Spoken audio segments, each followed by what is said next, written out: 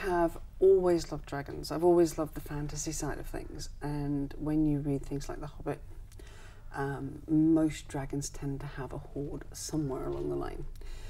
And given that I work with precious metals and what they used to term semi-precious gemstones, I just thought it suited everything that this sort of I'm really about in an awful lot of ways, because you have the precious side of things, you have heaps and heaps and heaps and heaps and heaps of stuff, which I do, and you have just the sort of wicked trying to twinkle of a dragon who's looking after stuff, which you can, yes, you can come and have a piece, but you've got to pay me for it. You know, you've really got to work on that one, sort of thing. So sometimes I'll find a stone and it'll sit for a while, and then all of a sudden I'll have this blinding flash and I'll think, that's what I want to do. And then I'll start doing it and it doesn't work, so I'll take it back to the drawing board and we'll twitch it and we'll wiggle it and we'll do this, that and the next thing with it, and then I'll think, ooh, that's how it works. I mean, for example, there's a necklace that I've done, which is a bib necklace, and I started off with it and it looked really nice and all the rest of it, and I put it on somebody and I thought, ugh. And by the time I'd finished, I'd taken it back to the drawing board about 4 times. It actually works really well now, but it took a while to actually get it sorted out and organised and what have you. So sometimes, yes, there are times I'll find a design element which I've fallen in love with, and then I'll just work the stones into that, or I'll work it in straight silver. It also depends on what my mood is as to what happens, where it goes and stuff, or I'll look at something and think, I wonder, and then that bit will happen, and then it'll get stuck and I'll stash it for a while, and then I'll go back to it and think, oh yeah, and then something else will happen and what have you. It's one of those things, it's like, you know, how does an artist draw a picture? Yeah. You know, how do they quantify it? It just doesn't work that way. Or how does a composer compose a piece of music? Something will happen and then the creative juices start flowing and it either works or it doesn't, as the case may be. Okay. Each piece of jewellery is very beautiful. Are they all unique?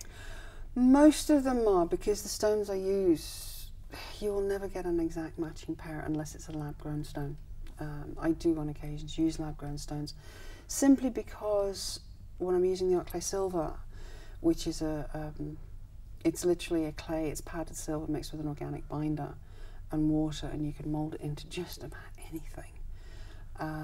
You have to, a lot of the stones, if you want to fire the stones in it, then you have to use lab-created stones, simply because they're the only ones that will take the heat, because you're firing in a kiln or with a torch. But no, with most of with all the gemstones, the real gemstones, if you like, they're all unique because the stones themselves are all unique. The settings may be the same. The other thing that will possibly be repeatable is the chainmail.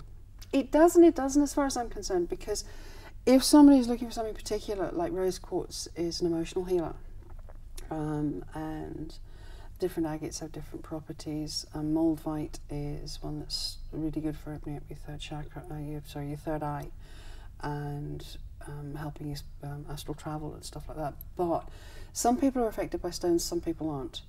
If somebody's looking for something particular, yes, I can probably source whatever they're looking for, but I don't specifically make my jewellery for healing properties. I make it for something that you enjoy wearing, you know, you fall in love with and you enjoy wearing, simple as.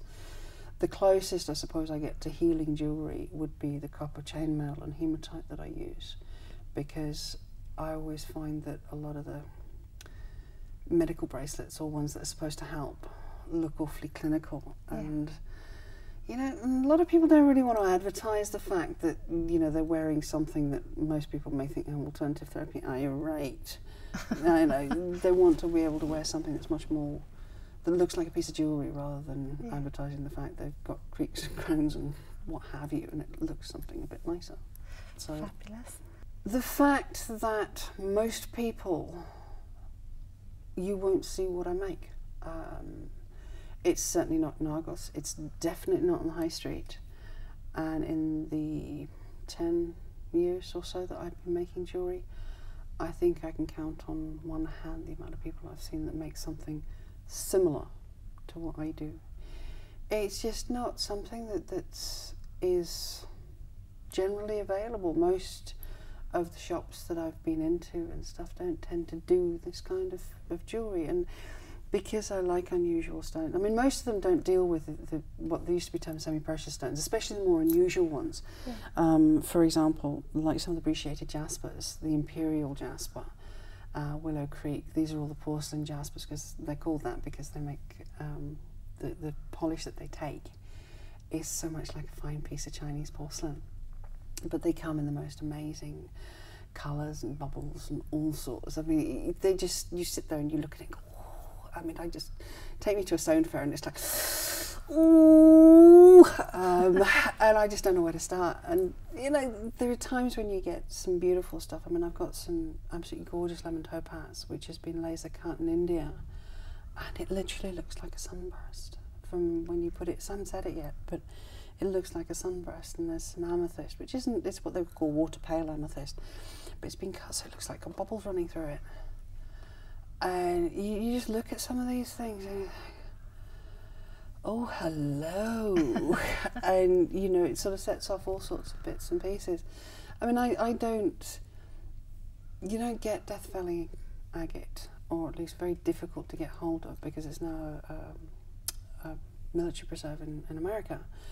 You don't get the Pridey plumes, because again, they're not easy to get hold of.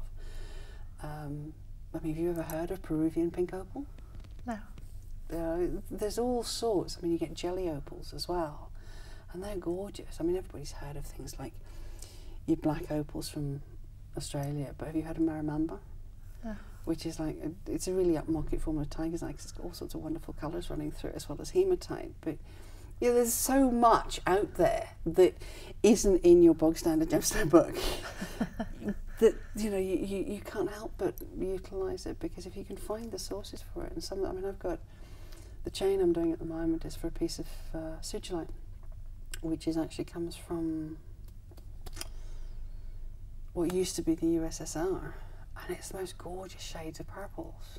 But you've got seraphinite too, which is always reminds me of Jack Frost on a window pane, except in green, because it's all these wonderful frost feathers and what have you. That's the effect it has.